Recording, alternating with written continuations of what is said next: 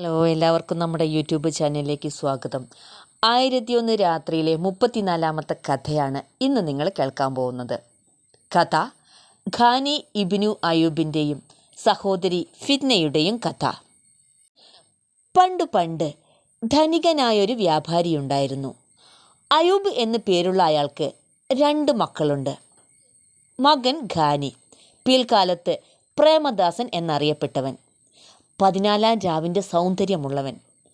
ഖാനിമിൻ്റെ സഹോദരിയായിരുന്നു ഫിത്ന, മോഹിപ്പിക്കുന്നവൾ എന്നർത്ഥമുള്ള പേര്. അത്രയ്ക്ക് സുന്ദരിയായിരുന്നു അവൾ. അയ്യൂബ് മരിച്ചപ്പോൾ അയാളുടെ സ്വത്തിന് അവകാശിയായി 2 മക്കൾ. കഥ ഇത്രയുമായപ്പോഴേക്കും നേരം പുലർന്നത് കണ്ട് ഷഹറസാദ് കഥ പറച്ചിൽ നിർത്തി. അടുത്ത രാത്രി വീണ്ടും കഥ പറയാൻ ആരംഭിച്ചു.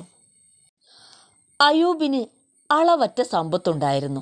അതിനു പുറമെ 100 കെട്ട് പട്ടുവസ്ത്രങ്ങളും അനേകം ഭരണികൾ നിറയെ കസ്തൂരിയും ബാഗ്ദാദിലേക്ക് എന്നടയാളപ്പെടുത്തി സൂക്ഷിച്ചിരുന്നു. അവിടെ കൊണ്ടുചെന്ന് വിൽക്കാൻ ഉദ്ദേശിച്ചവയാണ് ആ വസ്തുക്കളെല്ലാം. അച്ഛൻ ആഗ്രഹിച്ചതുപോലെ തുണിയും കസ്തൂരിയും ബാഗ്ദാദിൽ കൊണ്ടു വിൽക്കാമെന്ന് യുവാവായ ഖാനിം തീരുമാനിച്ചു. ഒട്ടകങ്ങളെ വാടകയ്ക്കെടുത്ത് അമ്മയോടും സഹോദരിയോടും മറ്റു ബന്ധുക്കളോടും യാത്ര പറഞ്ഞ് ചരക്കുകളുമായി അയാൾ പുറപ്പെട്ടു. അല്ലാഹുവിൻ്റെ അനുഗ്രഹത്താൽ ശാന്തിയുടെ നഗരത്തിൽ എത്തിച്ചേർന്ന ഖാനി മനോഹരമായൊരു വീട് വാടകയ്ക്കെടുത്ത് പരവതാനികളും കർട്ടനുകളും കൊണ്ട് അലങ്കരിച്ച് വിൽക്കാനുള്ള ചരക്കുകൾ ഭദ്രമായി സൂക്ഷിച്ചു. പിന്നീട് കുറേ സാമ്പിളുകൾ കയ്യിലെടുത്ത് കമ്പോളത്തിലെ വ്യാപാരി പ്രമുഖരെ സമീപിച്ചു. കൊണ്ടുപോയതെല്ലാം അന്നു തന്നെ വിറ്റുതീർന്നു. നല്ല ലാഭവും കിട്ടി. ഇങ്ങനെ 1 വർഷം കച്ചവടം തുടർന്നു. കസ്തൂരിയും പട്ടുവസ്ത്രങ്ങളും ദിനം പ്രതി വിറ്റുകൊണ്ടിരുന്നു. അങ്ങനെയിരിക്കെ ഒരു ദിവസം പതിവ് പോലെ കമ്പോളത്തിലേക്ക് പോയ ഖാനി കടകളെല്ലാം അടച്ചിരിക്കുന്നത് കണ്ടു. കാരണം എന്താണെന്ന് അന്വേഷിച്ചപ്പോൾ ഒരു കച്ചവട പ്രമാണി അന്തരിച്ചെന്നും മറ്റുള്ളവരെല്ലാം അയാളുടെ ശവസംസ്കാരത്തിൽ പങ്കുകൊള്ളാൻ അങ്ങോട്ട് പോയെന്നും അറിഞ്ഞു. അനുശോചനം പ്രകടിപ്പിക്കാനുള്ള അവസരമായതുകൊണ്ട് ഖാനി ആ ശവഘോഷയാത്രയിൽ പങ്കുകൊണ്ടു. ശവസംസ്കാരം കഴിഞ്ഞ് ശവപ്പറമ്പിലെ പന്തലിലിരുന്ന് ഇമാം ഖുർആൻ വായിച്ചു. വീട്ടിലെത്താൻ ധൃതിയുണ്ടായിരുന്നിട്ടും ഖാനി മറ്റുള്ളവരോടൊപ്പം അവിടെ തന്നെ ഇരുന്നു. ചടങ്ങുകൾ കഴിഞ്ഞപ്പോൾ രാത്രിയായി. തുടർന്ന് സദ്യ നടന്നു. തീറ്റിയും കുടിയും കഴിഞ്ഞ് എല്ലാവരും നിശബ്ദരായി അവിടെ തന്നെ ഇരുന്നു. നേരം പുലർന്നാലേ അവരെല്ലാം പിരിഞ്ഞു പോവുകയുള്ളൂ എന്ന് ഖാനി മനസ്സിലാക്കി. പക്ഷേ അയാൾ നഗരത്തിൽ അപരിചിതനായതുകൊണ്ട് വീട്ടിൽ സൂക്ഷിച്ചിട്ടുള്ള വിലപിടിച്ച വസ്തുക്കൾ ആരെങ്കിലും കട്ടുകൊണ്ടു പോകുമെന്ന് ഭയന്നു. അതുകൊണ്ട് അർദ്ധരാത്രി തന്നെ വീട്ടിലേക്ക് തിരിച്ചു. ഇരുട്ടത്ത് നഗര കവാടത്തിലെത്തിയപ്പോഴാണ് ഗേറ്റ് പൂട്ടിയിരിക്കുന്നത് എന്നറിഞ്ഞത്. ചുറ്റുപാടും ആരുമില്ല. നായകളുടെ കുരയും കുറുക്കൻ്റെ ഓരിയിടലും ചെന്നായ്ക്കളുടെ മോങ്ങലുമല്ലാതെ മറ്റൊരു ശബ്ദവും കേൾക്കാനില്ല. അയാളാകെ പേടിച്ചു പോയി. അല്ലാഹുവല്ലാതെ മറ്റൊരു ശക്തിയുമില്ല. എൻ്റെ വീട്ടിൽ കള്ളൻ കയറുമെന്ന ഭയമായിരുന്നു ഇതുവരെ. ഇപ്പോഴാവട്ടെ എൻ്റെ ജീവൻ അപകടത്തിലാണെന്ന ഭയമാണ് എന്ന് പറഞ്ഞ് വഴിയരികിൽ രാത്രി തങ്ങാനുള്ള താവളം അന്വേഷിച്ചു. 4 ചുറ്റും മതിലുകളുള്ള ഒരു ശവപ്പറമ്പ് കണ്ടു. വാതിൽ തുറന്നു കിടക്കുന്നത് കണ്ട് ഖാനി അതിനകത്ത് കയറി ഉറങ്ങാൻ കിടന്നു. പേടി കൊണ്ട് ഉറക്കം വന്നില്ല.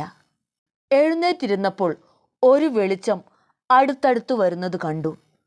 അയാൾ വേഗം വാതിലടച്ചിട്ട് അവിടെ ഉണ്ടായിരുന്ന ഒരു പനയിൽ പറ്റിപ്പിടിച്ച് കയറി. 3 കാപ്പിരികളായിരുന്നു അങ്ങോട്ട് വന്നത്. 2 പേർ ഒരു വലിയ പെട്ടി താങ്ങിപ്പിടിച്ചിരുന്നു. 3-ാമൻ്റെ കയ്യിൽ ഒരു വിളക്കും മൺവെട്ടിയും ഉണ്ടായിരുന്നു. വിളക്കുമായി നടന്നവൻ പെട്ടെന്ന് നിന്നു. ഇന്ന് വൈകുന്നേരം നമ്മൾ തുറന്നിട്ട വാതിൽ അടച്ചതാരാണ്? അവൻ ചോദിച്ചു. നീഗ്രോകൾ പിടിച്ചു തിന്നുമെന്ന് ഭയന്ന് ഇവിടുത്തെ കാവൽക്കാരൻ വാതിലടച്ച് അകത്തിരിപ്പുണ്ടാവും, ഒരുവൻ പറഞ്ഞു. ഒരുപക്ഷെ വെളിച്ചം കണ്ട് അവൻ പനയിൽ കയറി പതുങ്ങിയിരിക്കാം, 3-ാമൻ അഭിപ്രായപ്പെട്ടു. അല്ലാഹു രക്ഷിക്കട്ടെ, ഞാൻ ഇവിടെ നിന്ന് എങ്ങനെ പുറത്തു കടക്കും? ഖാനി തന്നെത്താൻ ചോദിച്ചു. കള്ളന്മാർ കൊള്ള മുതൽ പങ്കുവെക്കുന്നത് ശവപ്പറമ്പുകളിൽ വച്ചാണെന്ന് കേട്ടിട്ടുണ്ട്. അങ്ങനെ വല്ലവരും ഇതിനുള്ളിൽ കയറിയിട്ടുണ്ടോ എന്നായിരുന്നു ഒന്നാമൻ്റെ സംശയം. അതൊന്നും ആലോചിച്ചു നിൽക്കാൻ സമയമില്ല, നമുക്ക് അകത്തു പോകാം എന്ന് പറഞ്ഞ് ഒരാൾ മതിൽ ചാടിക്കടന്ന് വാതിൽ തുറന്നു. പെട്ടി വലിച്ചിഴച്ച് അകത്ത് കൊണ്ടുപോയി വീണ്ടും വാതിൽ അകത്തു നിന്ന് പൂട്ടി. അർദ്ധരാത്രി കഴിഞ്ഞു. നടന്ന് ക്ഷീണിച്ചു പോയി. അല്പം വിശ്രമിച്ചിട്ട് കല്ലറ വെട്ടിപ്പൊളിച്ച് പെട്ടി അകത്ത് വയ്ക്കാം എന്ന് പറഞ്ഞ് മൂവരും അവിടെ ഇരുന്നു. അപ്പോൾ ഒരുവൻ പറഞ്ഞു, ഇവിടെ ഇപ്പോൾ നമ്മൾ 3 പേരും 3 ഷണ്ടന്മാരുണ്ട്. സുഡാൻകാരനായ നാം ഓരോരുത്തരും അവനവൻ്റെ കഥ പറയട്ടെ. എന്തുകൊണ്ട് നാം ഇങ്ങനെയായി തീർന്നു എന്നറിയാമല്ലോ. ഇത്രയുമായപ്പോഴേക്കും നേരം പ്രഭാതമായി. ഷഹറസാദ് ഔചിത്യപൂർവ്വം മൗനം പാലിച്ചു. അടുത്ത രാത്രിയായപ്പോൾ അവൾ വീണ്ടും കഥ തുടർന്നു. 3 നീഗ്രോകളും ഓരോരുത്തരായി അവരവരുടെ കഥ പറയാൻ തുടങ്ങി. അവർ പറയുന്ന കഥ കേൾക്കാൻ കാത്തിരുന്നോളൂ, ഞാൻ വരാം ഉടൻ തന്നെ.